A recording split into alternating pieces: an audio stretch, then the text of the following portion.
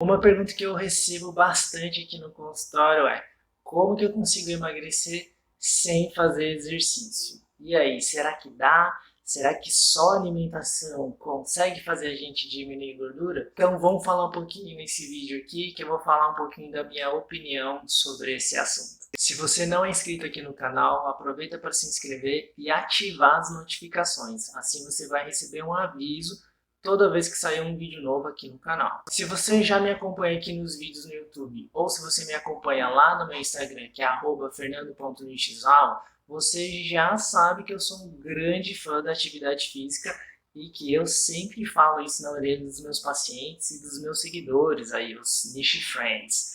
Então, você já sabe que eu sempre vou falar que a atividade física é importante e ela vai ajudar bastante sim no processo de emagrecimento. Então, o primeiro ponto é o contexto ideal. Se eu quero diminuir gordura, se eu quero queimar aquela gordurinha lá, é eu trabalhar minha alimentação e eu também fazer atividade física, tá bom? Então, esse é o cenário ideal. Agora, se por algum motivo eu não posso fazer atividade física, eu me machuquei, ou eu estou com uma recomendação médica de não fazer atividade física por algum tempo, enfim, se eu tenho algum motivo para isso, aí sim a gente vai entrar nesse contexto de como diminuir gordura, como emagrecer sem fazer atividade física. Agora, se você não tem nenhuma restrição que te impeça de fazer atividade física, eu não vejo motivos para não fazer e para usar todo o arsenal que a gente tem disponível para favorecer o seu emagrecimento.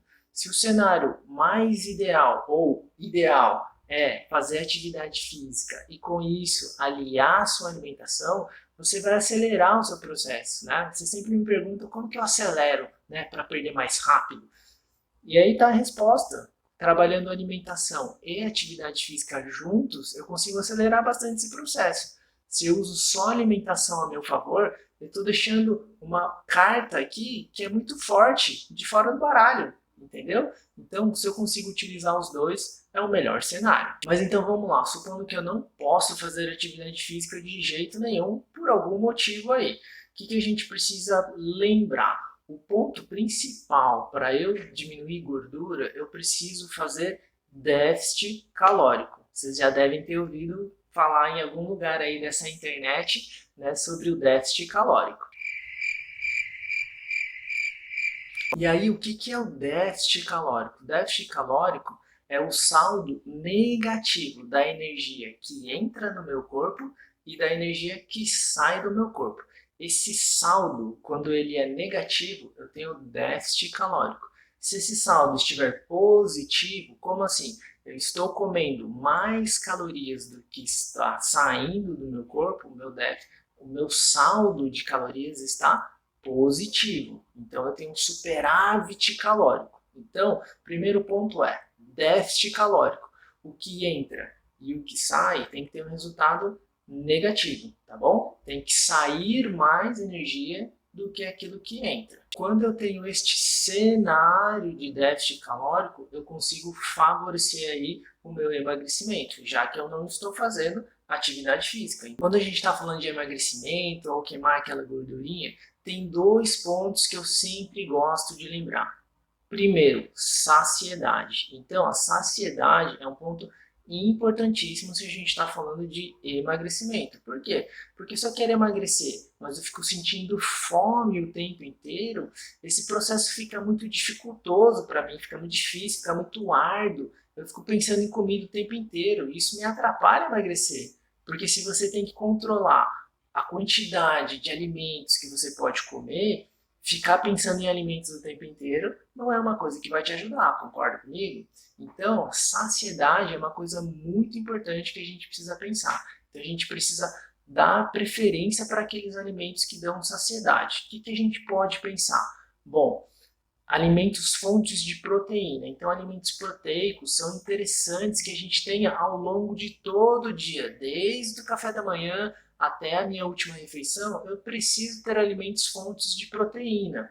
A gente tem as carnes, a gente tem os ovos, a gente tem o leite, a gente tem os derivados do leite, a gente tem as castanhas, que também tem um pouco de proteína. Então, esses alimentos eles precisam estar inseridos ao longo do nosso dia. Outra coisa que dá saciedade são as gorduras.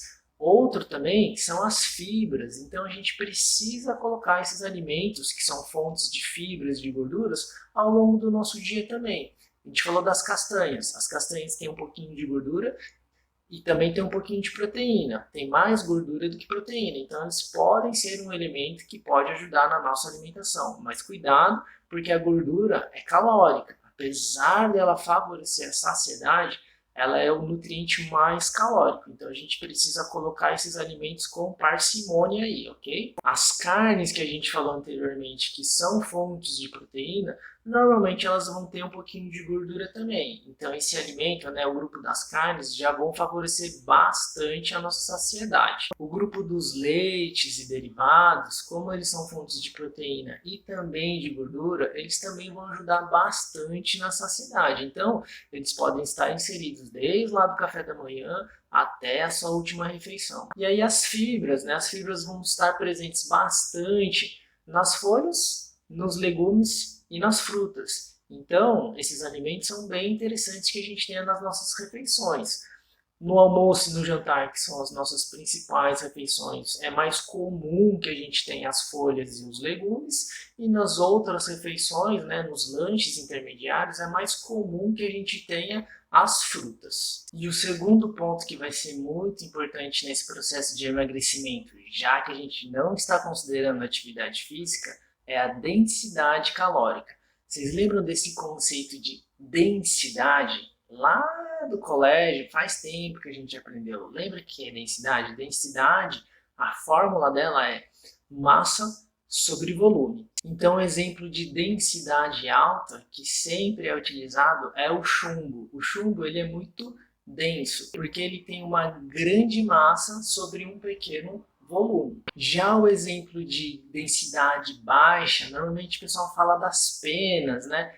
Por que as penas? Porque elas têm pouca massa sobre o mesmo volume. Então a gente pega esse conceito da densidade e transporta para o mundo dos alimentos. E aí a gente vai falar de densidade calórica. Então, o alimento que tem alta densidade calórica é aquele alimento que tem muitas calorias em um pequeno volume. E aquele alimento que tem uma baixa densidade calórica é aquele que tem poucas calorias num volume grande. Então, quando eu tenho muitas calorias sobre um pequeno volume, eu tenho alta densidade calórica. Então, esses alimentos a gente precisa evitar na nossa alimentação se eu estou pensando em favorecer o emagrecimento.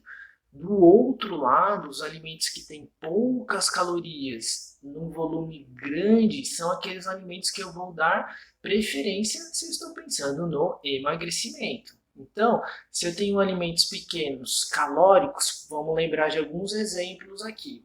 Coxinha, pizza, o sorvete, esses alimentos eles têm alta densidade calórica. Então, esses alimentos eu tenho que comer eles com muita atenção se eu estou querendo emagrecer. Concorda comigo? Se eu ficar comendo montanhas e montanhas de coxinha e sorvete, eu não vou favorecer o meu emagrecimento.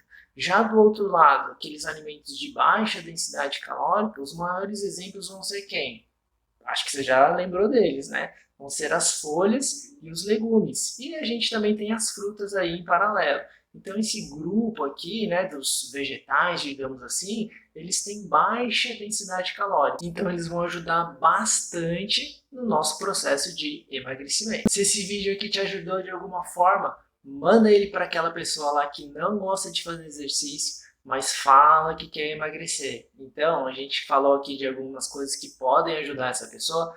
Manda esse vídeo aqui para ela, tá bom? Se você ainda não se inscreveu aqui, se inscreve aqui no meu canal, ativa as notificações para você receber um aviso sempre que sair um vídeo novo, ok? Então, um beijo e até o próximo vídeo.